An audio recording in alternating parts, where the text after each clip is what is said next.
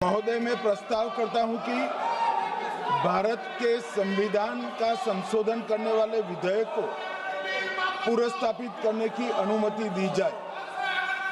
महोदय, मैं प्रस्ताव करता हूं कि जम्मू कश्मीर पुनर्गठन अधिनियम 2019 का संशोधन करने वाले विधेयक को पुनर्स्थापित करने की अनुमति दी जाए।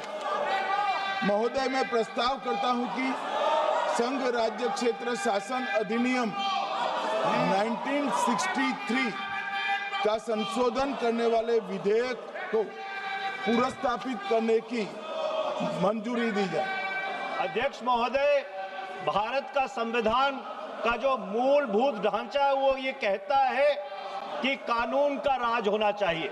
There should be rule of law, और उस रूल ऑफ लॉ, कानून के राज की बुनियाद है कि आप बेगुनाह हैं जब तक आपका गुनाह साबित नहीं किया जाता। ये बहुत ही संवेदनशील विधेयक है।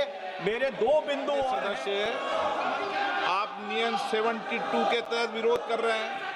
अध्यक्ष जी, बिल्कुल। जब कभी बिल आपका सदन में आए, जब आप डिटेल में चर्चा करते, अध्यक्ष जी, अभी नियम 72 के विरोध के बाद सारांश बोलने की परमिशन दिए। जो रूल 72 है वो दो चीज कहता है, एक लेजिस्लेटिव कॉम्पिटेंस, एक general opposition of the bill, जिसकी स्वीकृति आप दे सकते हैं।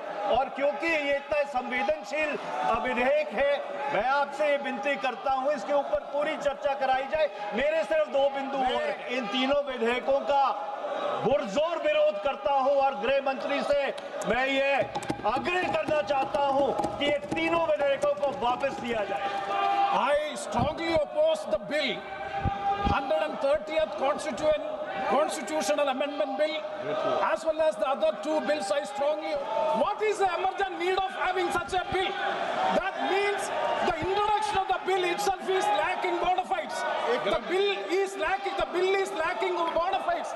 That is why I would like to say that this is with a mala fide intention to destabilize the opposition ruled states in various parts of the country. Number one. एक minute.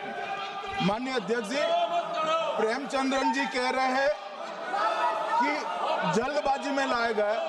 इसका सवाल इसलिए नहीं उठता कि मैं इस bill को संयुक्त समिति को सौंपने की दरखास्त करने वाला हूं। इस पर संयुक्त समिति जो राज्यसभा और लोकसभा पक्ष और विपक्ष सभी सांसदों की बनेगी, जो इस पर विचार करेगी और आपके सामने लेकर आएगी। I do agree with the honorable minister, but at the same time, the members are having the right to oppose the bill.